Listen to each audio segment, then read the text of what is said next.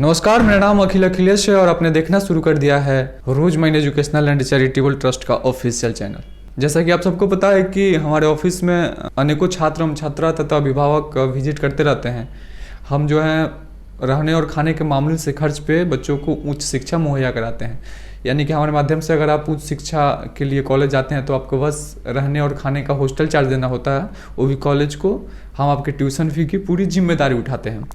तो इसके लिए हमारे ऑफिस में काफ़ी लोग आते रहते हैं और अभी नामांकन की प्रक्रिया चल रही है, काउंसलिंग की प्रक्रिया चल रही है। उस दौरान कल एक वाकया हुआ। काउंसलिंग की प्रक्रिया में एक बच्ची आई हुई थी। बच्ची ने काउंसलिंग की प्रक्रिया पूरी की, उसके बाद उसको कॉलेज के अलॉटमेंट का लेटर मिला। कॉलेज अलॉटमेंट का लेटर लेकर के बच्ची घर जाने वाली थी। तब तक हमारे चेयरमैन साहब को पता चला कि बच्ची के पिता नहीं है। वहाँ काफ़ी लोग बैठे हुए थे और भी अभिभावक बैठे हुए थे जो अपनी अपनी समस्या लेकर अपने अपने बच्चों का नामांकन कराने के लिए आए हुए थे। जब हमारे चेयरमैन साहब को पता चला कि उस बच्ची के पिता नहीं हैं और वह बच्ची जो है हिंदू समुदाय से है, हिंदू धर्म से है, तो उस बच्ची के साथ हमारे चेयरमैन साहब ने क्या किया, चूँकि हमारे चेयरमैन साहब मुस्लिम हैं, उस बच्ची के साथ हमारे चेयरमैन साहब ने क्या किया, आइए देखते हैं।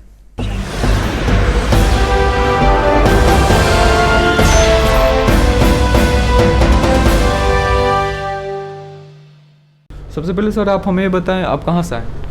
मैं पटना शाहगंज का रहने वाला हूँ। सर आपने रोज माइंड के बारे में सबसे पहले कब सुना था? मैं अपने मोहल्ले में गुज़र रहा था, एक महिला के घर के करीब से गुज़र रहा था। अचानक शोर की आवाज़ आई तो मैं उधर मुखातिब हुआ, देखा, मालूम किया तो पता चला कि उसके हस्बैंड की तबीयत ख़राब है। मैं चला गया उसके इयादत के लिए। तो बेचारी मजबूर थी, उसके पास कोई हैंड्स नहीं था कि कोई डॉक्टर्स को बुलाए। मैंने उसको डॉक्टर वगैरह को बुला के दिखलाया तो वो औरत बहुत खुश हुई हमसे, और उसको ये इल्म था कि मेरे बच्चे भी पढ़ रहे हैं, ISC वगैरह कर रहे हैं। तो उसने एक रोज़ माइन का हमको एक इन्वेलप दिया कि अगर आपको भी इससे कुछ फ़ायदा पहुंच सकता है तो ज़रूर मिलिए रोज़ माइन से।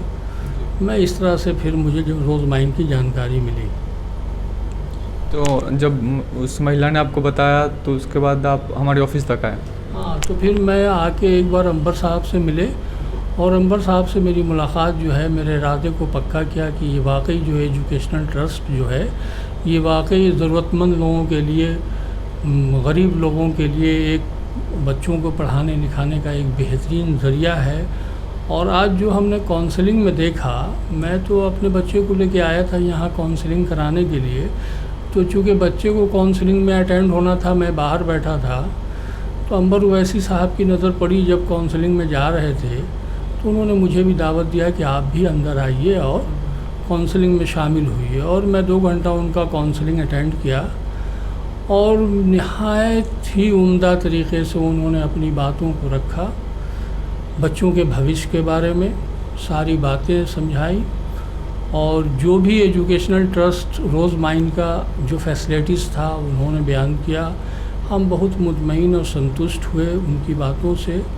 लेकिन अफसोस ये कि हम थोड़ा अभी, मैं एक अच्छा काम करने वाला इंसान था, खाता कमाता इंसान था, कोई दिक्कत नहीं थी।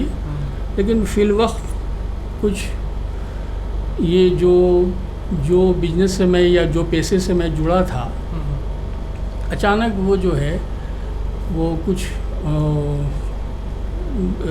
हमारा जो आर्मी से कनेक्टेड मामला था, मैं जहाँ काम करता था वो आर्मी से कनेक्टेड था।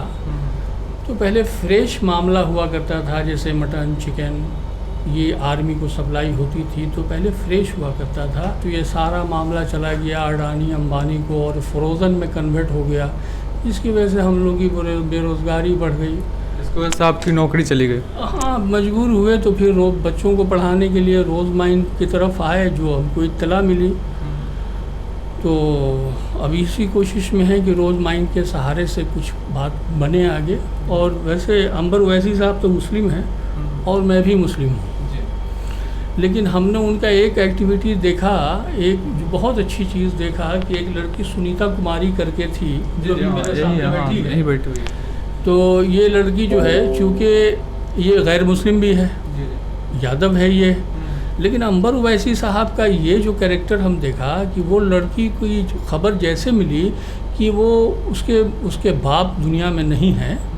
तो उनको बड़ा हैरत हुआ और उस लड़की को बुलवाया और पूछा उनसे और फिर कहा कि तुमको जो है रोज़ माइन एजुकेशनल ट्रस्ट की तरफ से तुमको सुविधा मिलेगी, तुम जो है अपना एक एप्लीकेशन लिखो और उस पर हम लोग गौर करेंगे। तो ये चीज़ बहुत अच्छी हमको लगी। लेकिन जहाँ तक मेरा ताल्लुक़ है कि जो मैंने अपने बाल सफ़ेद किए हैं, इस उम्र तक पहुँचा हूँ, तो बहुत सारे मुस्लिम रहनुमा और बहुत सारा मुस्लिम इदारा और मुस्लिम मदारिस हमने देखे हैं। लेकिन आज रोज़ माइन पहुंचकर हमको ऐसा लगा कि इससे पहले जो देखा वो ढोंग था, और रोज़ माइन जो कर रहा है वो यहाँ हिंदू मुसलमान सिख ईसाई की कोई तमीज़ नहीं है। तमाम लोगों की मदद यहाँ बच्चों की हो रही है। ये बहुत अच्छा एजुकेशनल ट्रस्ट है। मैं भी एक उम्मीद लेके आया हूँ कि मेरे बच्चे भी इससे फैज़याब हों, कुछ फ़ायदा हासिल करें। अब आगे अल्लाह की मर्ज़ी है और उम्र वैसी हिसाब से मैंने भी कुछ रिक्वेस्ट किया है। अब अल्लाह से दुआ करते हैं कि अल्लाह ताला मेरी अर्ज़ी सुन ले। अंबर ओवैसी साहब ये रोज़ माइन एजुकेशनल ट्रस्ट जो है कुछ मेरे बारे में भी गौर व खौस करे। अच्छा मैम, जो अभी सर ने बताया कि सर को पता चला कि आपके साथ कुछ प्रॉब्लम है तो सर ने आपको बुलाया, फिर एप्लीकेशन लिखवाया और शायद आपकी हॉस्टल फ़ी में कुछ कमी की गई। क्या बात सच है? जी सच है। तो आप रोज़ माइंड की सर्विस से रोज़ माइंड की जो भी प्रक्रिया है बच्चों को कॉलेज तक भेजने की, इससे संतुष्ट हैं? जी मैम। सर अब मैं आपसे जानना चाहूँगा, आप रोज़ माइंड के बारे में कब सुने? सर मैं भी सुना है, वो अच्छे हैं, सबको हेल्प करते हैं और मदद के लिए सबको सहारा करते हैं। जी। आज आप कहाँ से हैं सर? आप? मैं सिवान से आया। सिवान से चलकर आज पटना आप आए, आपने यहाँ जो देखा क्या अनुभव किया सर? मेरे को बहुत अच्छा लगा, किसी को गरीब को बहुत सहारा करते हैं रोज़ माइन से तरफ से। सर आप कहाँ से हैं? शामिल पटना से। पटना से सर के साथ हैं अपना। अच्छा सर, एक अभिभावक रोज़ माइंड को किस नज़र से देखता है? एक अपने बच्चे का मुस्तकबिल संवारने का एक बेहतरीन सेंटर है ये रोज़ माइन। जो कोई भी कमज़ोर माँ बाप अपने बच्चों को पढ़ाना लिखाना चाहता है तो उसके लिए रोज़ माइन बहुत बड़ा मतलब कि माइलस्टोन का काम कर रहा है ये। सर संस्था को लेकर के बिहार वासियों से क्या अपील कीजिएगा? जी, संस्था को लेकर के रोज़ माइंड ट्रस्ट को लेकर बिहार वासियों से, देशवासियों से क्या अपील कीजिएगा? मैं अपील करूंगा बिहार वासियों से, क्या हिंदुस्तान वासियों से, कि रोज़ माइंड ट्रस्ट से लोग जुड़ें और इसको मतलब जो है अपने बच्चों को इसके ज़रिया बीटेक या जो भी टेक्निकल हैंड हो या फार्मासिस्ट हैं जो भी हैं, इससे ज़्यादा से ज़्यादा जुड़े। ये बहुत अच्छा ट्रस्ट है जो बच्चों को इससे ज़्यादा कम पैसे में जो है ये स्कॉलरशिप देती है। हॉस्टल वगैरह का पैसा बेयर करना पड़ता है, तो ये बहुत बड़ी सुविधा है। तो हर माँ बाप को चाहिए कि इसका फ़ायदा उठा के अपने बच्चे का भविष्य संवारें। सर मैं चाहूँगा आप भी अपने सिवान वासियों से एक अपील कर दें ताकि वे भी आए यहाँ और आ करके इस योजना का लाभ उठाएं। हाँ, मैं भी यही रुझान ट्रैवल्स में आ करके सब आप यहाँ से लाभ उठाए, अपने बच्चे और बच्चियों को ले करके यहाँ सहयोग से और उनको पढ़ावे लिखावे, सबके सुविधा यहाँ उपलब्ध है सर।